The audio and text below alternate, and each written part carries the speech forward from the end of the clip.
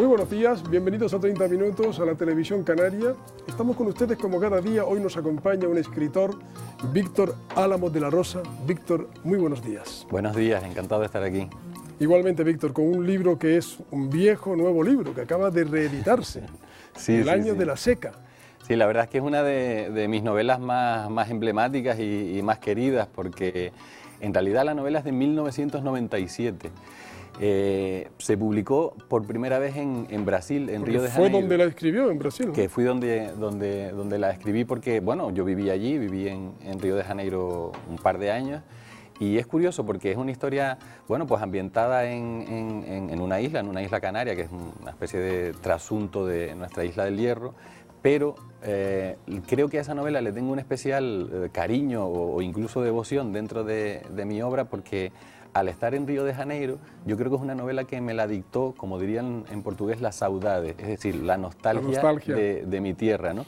Curiosamente yo había escrito poco sobre mi tierra, sobre Canarias, y allí, estando en la lejanía, cuando más lejos estaba, fue cuando se desató esa especie de vértigo que yo siento dentro, de ganas de escribir mi historia, mi tierra, mi isla, lo que es el fondo de ser canario, ¿no? Y la novela sigue viva porque además estamos en tiempos de crisis, los serreños también tienen su propia crisis sísmico-volcánica, toda esa historia. Seguimos mirando mucho al Hierro, ¿no? Yo tengo una teoría, si me permites te la explico, una teoría simbólica, literaria, que aparece en mi obra, ¿no? Para explicar esto de los sismos, de los terremotos herreños, ¿no?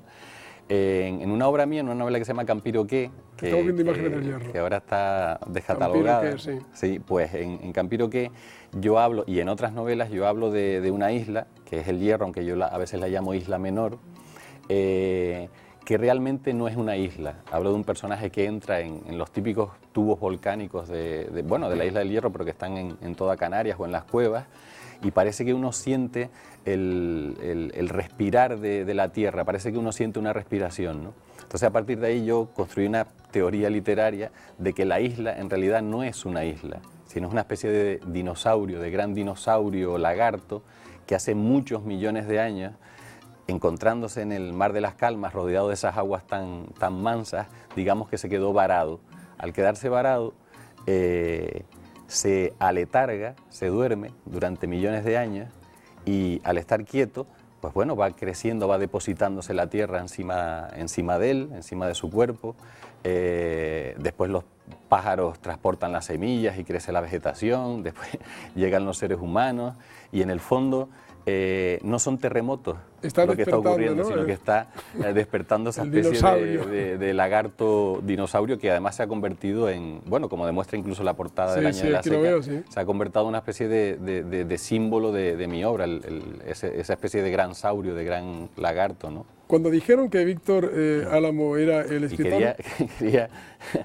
Quizás habría que añadir a los vulcanólogos que estén tranquilos, que no molesten al lagarto, que él se volverá a dormir, ¿no? Que lo dejen en paz. Que lo dejen en paz, que él sabe lo que hace. Cuando dicen, Víctor, se publicó incluso que eras el escritor canario de moda en Francia, era porque la novela que has citado, Campiro, llegó a ser finalista de un premio importante, la novela extranjera editada en Francia, ¿no? Sí, eso, bueno, yo creo que es mi mayor mérito a nivel internacional. Fue finalista del Prix Fémina, sí, a la mejor novela extranjera editada en Francia. Es un premio muy importante. Muy importante porque, bueno, imagínate la competitividad que puede haber en un mercado editorial tan grande, tan fenomenal como es el francés, ¿no?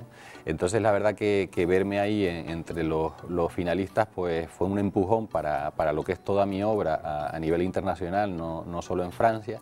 Lástima que al final no ganara, pero bueno, estuvo ahí, y entonces pues se movió como una de las finalistas, y eso me trajo un contrato muy importante con una editorial que se llama Grasset, que junto con Flammarion es la más importante en Francia, que incluso ha publicado antes mis novelas en francés que en español, porque bueno, allí ha habido una apuesta más o menos consolidada por la narrativa mía, y entonces bueno, van publicando habitualmente mi obra allí, y yo estoy encantado, la verdad. Es curioso que normalmente reivindicamos que el escritor canario, y nos estarán viendo muchos jóvenes escritores con ganas desesperadas de publicar, que se publiquen, y en su caso se publica primero en otras lenguas. Esta novela, por ejemplo, hasta en Croacia, ¿no?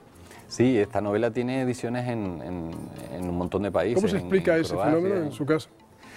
Mira, yo en el caso del Año de la Seca siempre he dicho que, como te decía antes, como la escribí en Río de Janeiro, yo la escribí en español, pero se publica por primera vez en portugués. Claro que contaba también, todo hay que decirlo, con un prólogo de José Saramago, ¿no? El gran premio Nobel portugués canario, como me gusta a mí decir. Y eso le abrió muchas puertas a nivel internacional recuerdo que esta novela en la redacción original en español ni siquiera se publicó en España sino en Venezuela. La primera fue en Venezuela, ¿no? Y tardó como 3 años en tener una edición española porque después salió también en Francia, en Portugal también se publicó, en fin, en varios países, ¿no? Pero hay otras novelas como Terramores, por ejemplo, que tenía la redacción. Yo escribo siempre en español porque, bueno, como decía Borges, mis sueños cuando sueño son en español y no escribo en otras lenguas como pude haberlo hecho en portugués, sino siempre he sido fiel al español, al castellano, ¿no?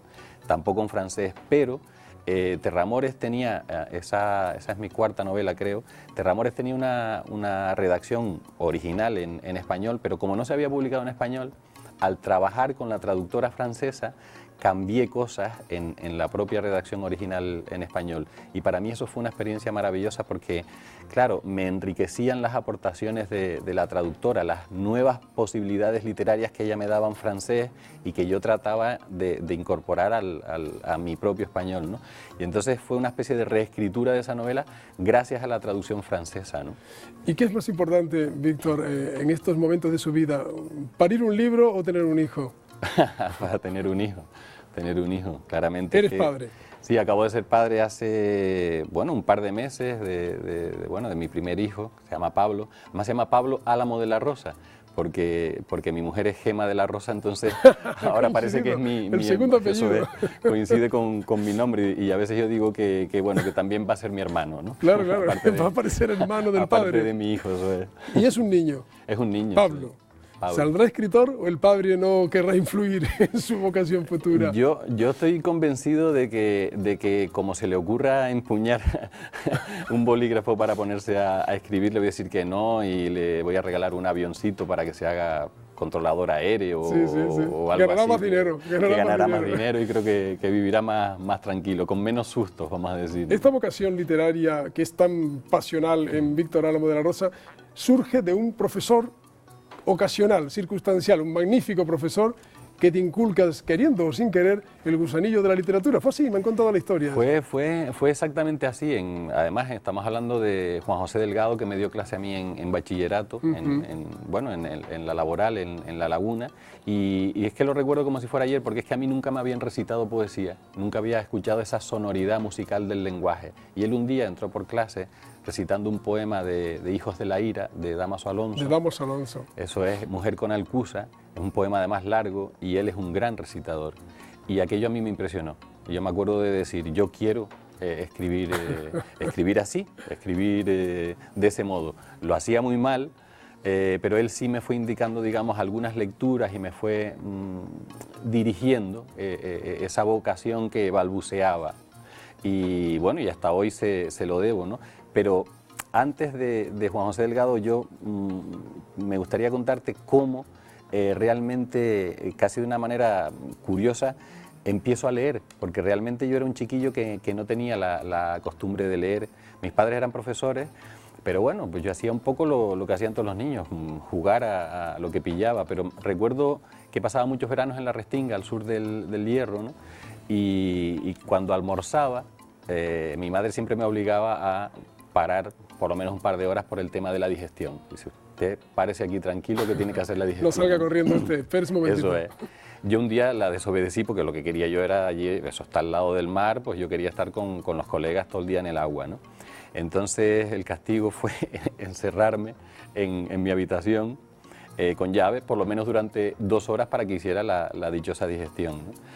Y entonces recuerdo que un día, cuando mi padre me mete en la habitación, recuerdo ver encima de la mesilla de noche un montón de cómics, de los típicos tebeos, bueno, de Superman, eran sobre todo los de superhéroes los que a mí me interesaban, ¿no?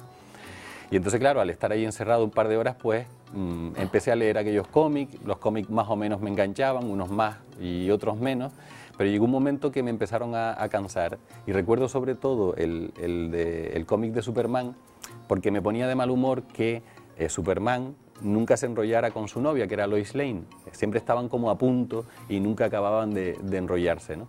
Y me acuerdo que la primera vez que se me ocurrió que aquello podía ser divertido de otro modo fue ponerme a escribir en los propios márgenes de ese cómic la historia que yo quería leer, es decir, la historia de Superman y Lois Lane, porque yo lo que quería era, en plan telenovela, quería como enrollarlos, ¿no?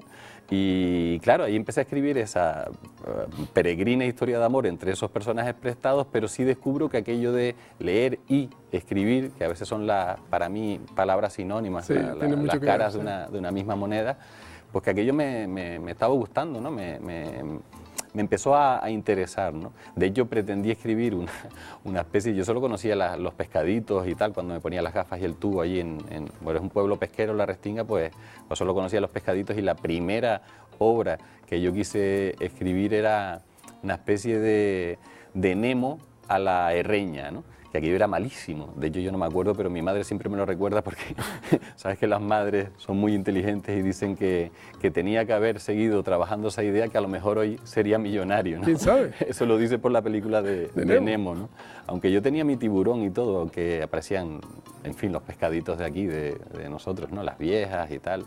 Pero después eso lo dejé durante mucho tiempo, quizás sí leía, pero hasta que llegó ese momento del bachillerato, donde la poesía me asombró, ¿no? Estamos hablando de la poesía y del relato, de la novela, y ahora que das clase también del arte, de la técnica de escribir, antes decías que eras deficiente, que te costaba escribir o que escribías mal. ¿Cuál es el secreto para escribir bien, ahora que enseñas a escribir a los demás? Mira, yo creo que lo primero realmente es leer. Es leer, es ponernos en el espejo de los buenos escritores, de ver cómo escriben los buenos escritores. Y después esto tiene mucho de oficio. Es verdad que hay una parte de talento, pero yo creo que el novelista, sobre todo, poeta quizás menos, pero también, cuando hablo de oficio, hablo casi de artificio, de artesanía. Nosotros podemos leer una novela y nos embarga su historia, nos cautiva, nos coge de principio a fin, y somos incapaces de no olvidarla, ¿vale? Es el gran mérito de la literatura. Pero si después nos ponemos a analizar esa misma novela, hay un montón de oficio y de artificio, es decir, de trabajo del escritor eligiendo una estructura, eligiendo poner unos blancos, separando unos capítulos o no, eligiendo una sintaxis así o asá, poniendo este adjetivo o quitando el otro, y ahí es donde aparece, como digo yo, la parte de orfebrería, de la orfebrería literaria, de sí. oficio, ¿no? Que cuesta. Hay gente que quiere llegar y besar el santo. No, porque realmente la elaboración de una obra literaria lleva mucho trabajo, por lo menos como yo lo entiendo, si queremos hacer un producto artístico, y artístico viene de eso, de artificio. Claro.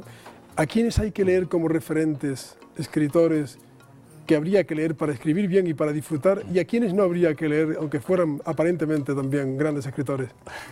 Vamos a ver, si solo tenemos media hora es imposible que te haga una 4 de los buenos, 3, 4 de los malos. Pero mira, yo te puedo decir ahora mismo grandes novelistas, para mí contemporáneos. Está el premio Nobel sudafricano Coetzee, por dar una novela espléndida que se llama Desgracia. Tienes a un norteamericano que se llama Cormac McCarthy, escribió una novela que se llama La carretera, absolutamente genial, por ponerte algunas obras solo de ahora mismo del siglo XXI. La literatura española para mí está viviendo de nuevo sus horas más bajas. Y te voy a decir por qué. En mi opinión hay una especie de canon casposo, mesetario, anticuado, que 2 o 3...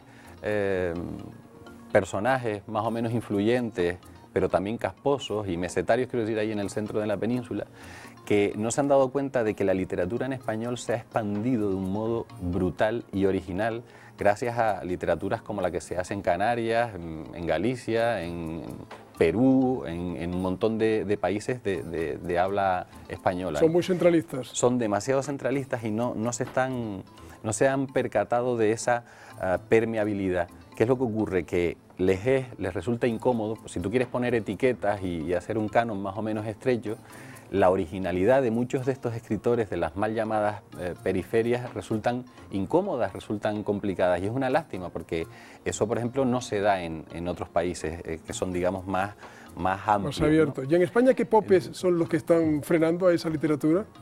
Mira, principalmente gran parte de los críticos que escriben en los principales suplementos de comunicación, claro. Si quieres el País, si quieres el ABC, falta una pluralidad tremenda, y después siempre hay una especie de servicio a la gran editorial que realmente es una gran industria. ¿Los premios están dados? Ah, sí, los premios la mayoría están... Así de claro, están dados. Sí, o sea, ¿de qué vale presentarse un premio? Los premios, los grandes premios literarios, y eso hay que... bueno, se ha dicho y está publicadísimo, los premios más famosos de este país se negocian antes, y tiene su sentido, se suelen negociar antes con escritores que están en manos de agentes literarios. El mercado editorial en España lo manejan los agentes, que la mayoría, la inmensa mayoría son mujeres, ¿no?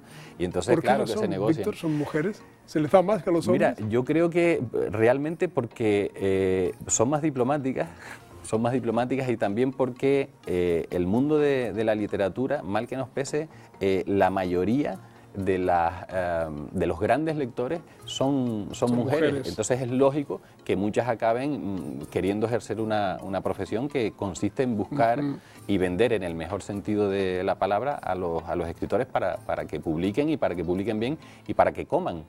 Porque claro, hay premios literarios que más o menos son millonarios, pero a veces se nos olvida que a los escritores realmente, a la inmensa mayoría, lo que nos dan por la venta del ejemplar es un 10%.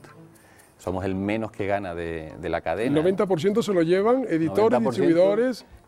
La gran parte del bacalao se lo lleva el editor. El editor es el menos, perdón, el librero y el distribuidor. El distribuidor realmente, para el trabajo que hace, estamos hablando de un 35 y a veces un 40% del precio del libro, como el librero, ¿no? De manera que el escritor llega a la librería, ve en la estantería el libro y sabe que ahí están ganando todos menos él, prácticamente. Sí, estamos entre un 8 y un 10%, salvo determinados escritores. Estoy hablando de ¿Ningún español la mayoría, ¿no? se salva de la quema? ¿Ningún español recomendaría como un escritor referente? Sí, a mí hay uno que me gusta mucho, lo que pasa es que es un escritor en ese sentido muy raro, muy periférico, que es Enrique Vilamatas. Vilamatas, acaban de darle un premio importantísimo a Vilamatas también. Eso es, pero los presuntos famosos escritores españoles no me interesan nada. ¿Algún bluff clamoroso que habría que decir, este señor es un bluff y tiene mucha propaganda? Bueno, por ejemplo, a mí Arturo Pérez Reverte literariamente no me interesa para nada, ¿no? ¿No tiene oficio, al menos? De hecho, es curioso porque en el extranjero, en el exterior, esa presunta fama que tiene aquí, pues no, ese prestigio, esa fama en el exterior no. Y yo sí veo que hay grandes escritores, vamos a decir, pues mejores o más literarios, que efectivamente te los encuentras en todos aquellos países a los que viajes, ¿no? Están traducidos y tienen ese prestigio literario, ¿no? ¿Cómo era Saramago? Saramago era una persona maravillosa. Era un gran escritor, es autor de varias grandes novelas del siglo XX. Yo recomendaría Ensayo sobre la ceguera, por ejemplo. Que la escribió en Lanzarote. La escribió en Lanzarote. Pero es que además yo que tuve la suerte de conocerlo y hablar con él a menudo, era una persona magnífica, y yo creo que soy un buen ejemplo, porque cuando yo era un chiquillo, un don nadie, yo lo conocí en 1993 en Málaga. ¿En un congreso? En un congreso, nos habían reunido a jóvenes escritores de todas partes del mundo, y él estaba pensando en mudarse a Justamente Lanzarote, en esa época en que buscabas un padrino y él buscaba un vecino, casi. Resulta, yo allí, Saramago nos dio una conferencia, yo no me atrevía a dirigirme a él, y recuerdo que nos quedábamos allí, yo estaba en mi habitación, y viene un bedel, toca la puerta y dice, ¿usted es Víctor Álamo de la Rosa? Digo, sí. Dice, no, es que don José Saramago quiere hablar con usted. Digo, mira, no, estás equivocado. Dice, no, pero usted no es don Víctor Álamo. Digo, sí. Fui con él, y es que él se había enterado que había un canario ahí y quería hablar conmigo para ver cómo era Canarias, cómo se vivía en Canarias, qué percepción tenía yo de Canarias, y ahí, bueno, ahí es donde fue que trabamos amistad. Y lo que te quería contar, la generosidad inaudita de ese hombre, porque, bueno, por ejemplo, a mí me escribió un prólogo, una novela. El prólogo de este libro. El prólogo del Año de la Seca. Del Año prólogo de la Seca, de José Saramago. Y estuvo en la presentación de mi primera novela, El Humilladero, que fue en el Ateneo de Madrid, también fue. Entonces, en fin, la verdad es que Saramago, por un lado, gran escritor, pero por otro, grandísima persona. Y habla del primer encuentro con nuestro invitado. Dice, de esto hablamos Víctor Álamo de la Rosa y yo en nuestro primer encuentro. De esto oyeron hablar los más de 100 escritores reunidos. Habla de ese encuentro que tuvieron. Se refiere a ese encuentro. ¿Sabes? Una de las cosas que más me gusta también de Saramago, porque lo echo de menos en muchos escritores o intelectuales de hoy en día, la voz del compromiso. No compromiso se social, la boca. claro. Yo recuerdo esto que se habla tanto ahora de los mercados y la bolsa. Nos falta Saramago, claro, nos falta para yo me acuerdo pero desde esa época, desde los años 90, el hablar de los gobiernos como títeres en manos del mercado, que la democracia no existía. Yo me acuerdo de oírle todo ese discurso que ahora está tan de moda. Víctor en la casa de Lanzarote con Saramago contando eso justamente y nos dice, los que mandan no son los políticos, son los banqueros. Entonces empezaban los mercados a tener influencia política en los países, ¿no?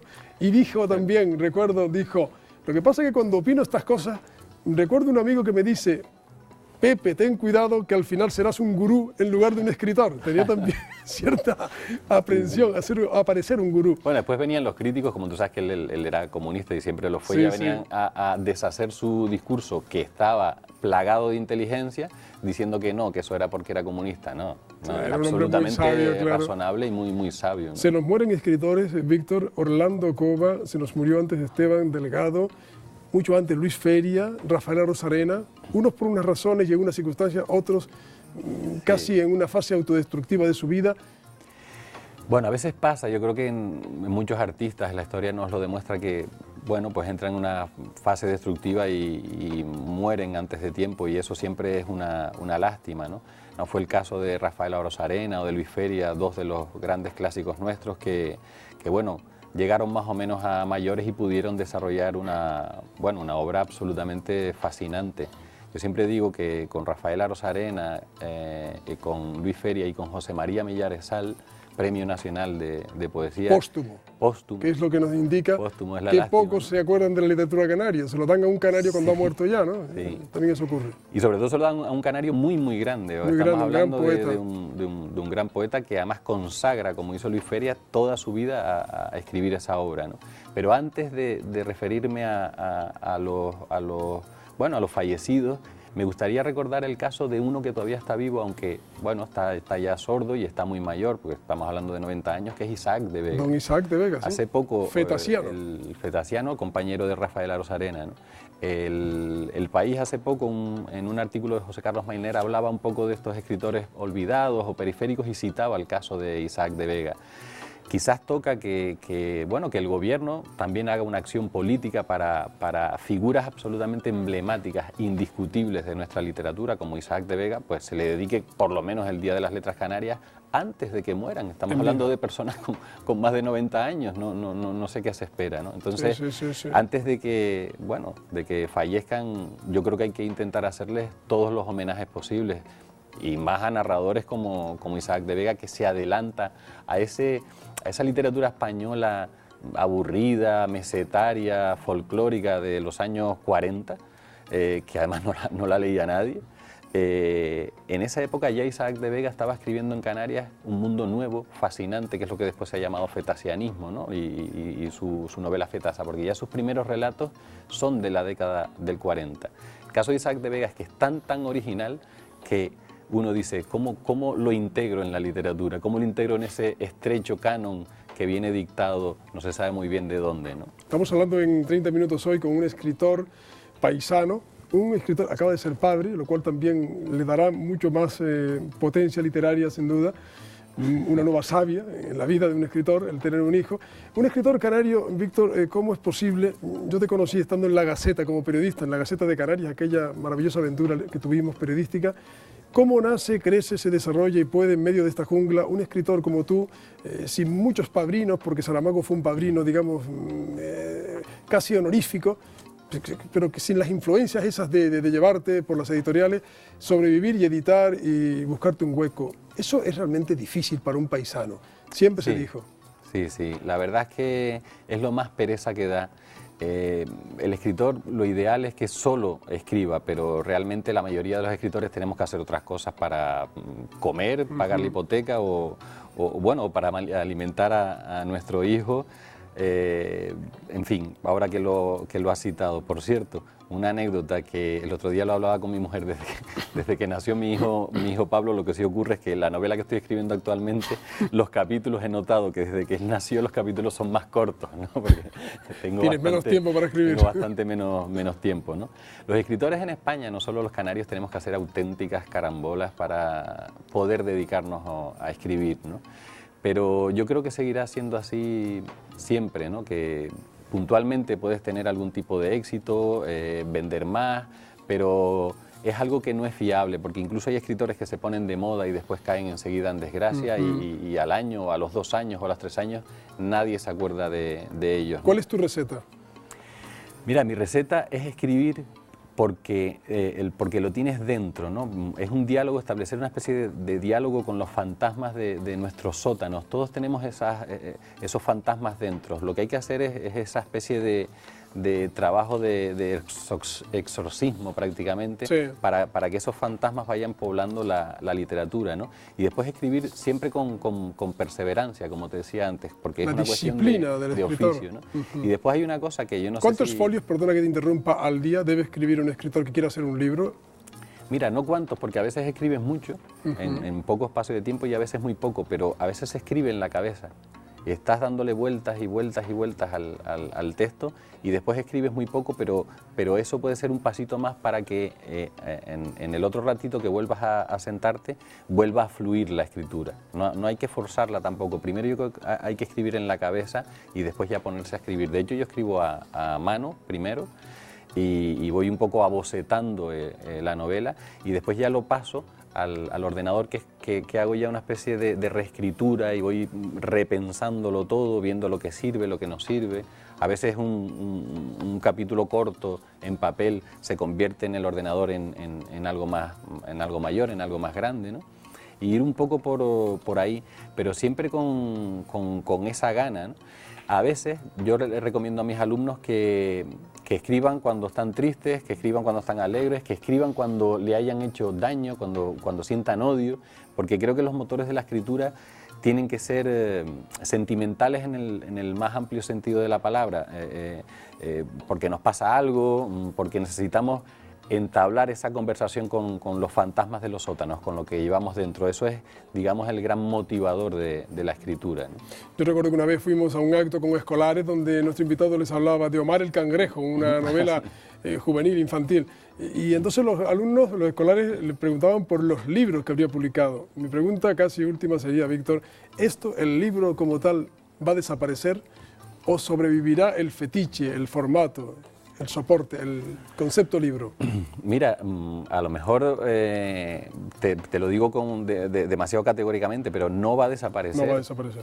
Vamos a ver, hay una tendencia actual terrible a mitificar toda la tecnología. Todo lo informático, todo lo tecnológico, enseguida lo mitificamos, lo ponemos de moda, pero es que yo ya, y tengo 40 años, yo recuerdo hace unos años que si no tenías Messenger, por ejemplo, no existía. Y el Messenger realmente hoy nadie lo utiliza. Igual que ahora mismo hay 15 redes sociales, quedará alguna. Pues lo mismo pasa con el libro electrónico. Y este hombre... Todo el mundo habla del libro electrónico y resulta que estamos hablando de, creo que es un 0,1%, o sea, todavía nada. Claro que habrá algunos libros en papel que no serán útiles, enciclopedias, que no vienen a cuento, pero que van a convivir los dos formatos, yo no tengo la menor duda, ¿eh? Tiene dos obras prácticamente nuevas, una de relatos, otra una novela, La Cueva de los Leprosos. La Cueva de los Leprosos fue la última novela que publiqué. Y ahora efectivamente sale Mareas y Marmullos, que bueno, de hecho sale este mes de octubre. Primero se distribuye en Península, en la misma editorial, en Tropo, pero vamos, en estos días debe estar llegando a Canarias. Y está escribiendo otra novela, me decía. Y estoy escribiendo otra novela, sí, que se llama 7x7, novela para morirse de amor. Esta ya no es del Hierro, no tiene nada que ver con lo anterior. No, porque escribí una novela que se llama Isla Nada y ahora va a aparecer con todo lo que ha pasado en el Hierro, con el tema del terremoto, que lo hice adrede, pero realmente es una novela que ya está acabada. A lo largo de todas mis novelas yo he ido construyendo una especie de territorio mítico, literario, que se llama Isla Menor y es en realidad, en el fondo, es el Hierro, ¿no? Es donde yo he ambientado las novelas. Pues yo escribí una novela que se llama Isla Nada, precisamente porque ahí destruyo. Ahí termina el mito, ¿no? Termina el mito, destruyo el mito, tú lo has expresado muy bien y me cargo la isla, ¿no? Entonces ahora va a parecer que yo la rompí por el terremoto, ¿no? Porque quería darle un giro a mi novelística y imponerme el reto de empezar a escribir sobre otras cosas. De hecho, ahora estoy escribiendo una novela que mezcla componentes de ciencia ficción y fantasía con componentes de novela policíaca. Novela negra, sí. Y estoy haciendo ahí una especie de gran brebaje. Vamos a ver si se puede beber. Que sea así, que lo vivamos todos. Nuestro invitado, iba a decir, va como una moto. Sé que, en fin, es uno de los medios de transporte que utiliza. Que, en fin, que controle la velocidad, pero que llegue lejos siempre. Muchas gracias, Víctor. Muchas gracias a ti. Nuestro invitado, un escritor, es uno de los retos de todo canario, el conseguir hacer la literatura que quiere y además que triunfe. Esto Víctor Álamo lo está consiguiendo. Hasta siempre, muy buenos días.